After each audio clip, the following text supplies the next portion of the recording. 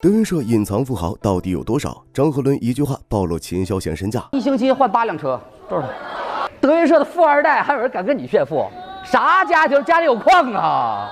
干嘛有钱？作为德云社出了名的有钱人，秦霄贤关于钱的经典场面数不胜数。无论是街头采访15万干不了什么，还是自己一人赞助全队团建费用，秦霄贤家里到底有多少钱，成了师兄弟们好奇的话题。要不然张九龄也不会趁着团综节目问出我们所有人都好奇的问题。你别问我家里到底有多少钱，你这个我肯定不回答你。你们家到底有多少钱？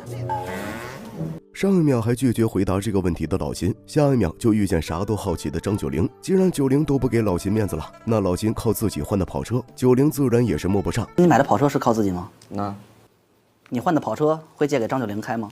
绝对不可能。好啊。不过说起老秦的豪气了，在他成名之前，大都是靠家里。家里具体是做什么生意的？酒店5星级酒店还是什么？就正常3星4星，准备开一个5星。老秦这一脸真诚的表情，算是让坐在对面的月月羡慕坏了。如果有选择的机会，谁会不想拥有老秦这样的人生呢？可您别看老秦这时候豪气得很，刚在德云社演出的时候，老秦还曾靠着粉丝送的糖过日子。记得最少的一回是15块钱，真的就是观众送的东西。因为那会儿他们会送糖啊什么的。我真的会吃。即便是身为富二代，老秦在工作之后，依旧是想用自己的实力养活自己，哪怕是身上吃饭的钱都没有，他都不愿意去麻烦家人。但老秦肯定不知道，那时倔强的他让家人和粉丝有多心疼。低血糖依旧坚持演出，一转身却差点晕倒在台上。好在老秦的付出没有白费。没多久，在娥姐的笑声加持下，老秦终于有了名气。既然自己都能赚钱了，那各位师兄弟们可是没少在台上砸挂。骑着自行车来，玛莎拉蒂出自行车来。一星期换8辆车。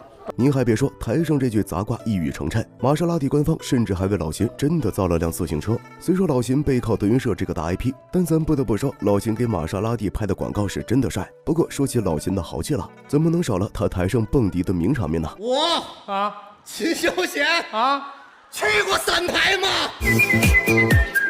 老秦这质问的语句一出口，别说对手演员被震慑到了，就连作为评委的师傅都被老秦这理直气壮的样子吓一跳。毕竟敢在老秦面前提穷这个字，多少是有点侮辱人了。穷，他说我穷。除了刚参加工作那会儿过的拮据外，老秦从小到大可是没吃过苦，要不然也不会在台上说出让孙九香一脸羡慕的话语来。佛跳墙就是佛跳墙，北京的小吃，对不对？佛跳墙，北京的小吃。哎呀，你都拿这当北京小吃那么吃啊？家里是有矿。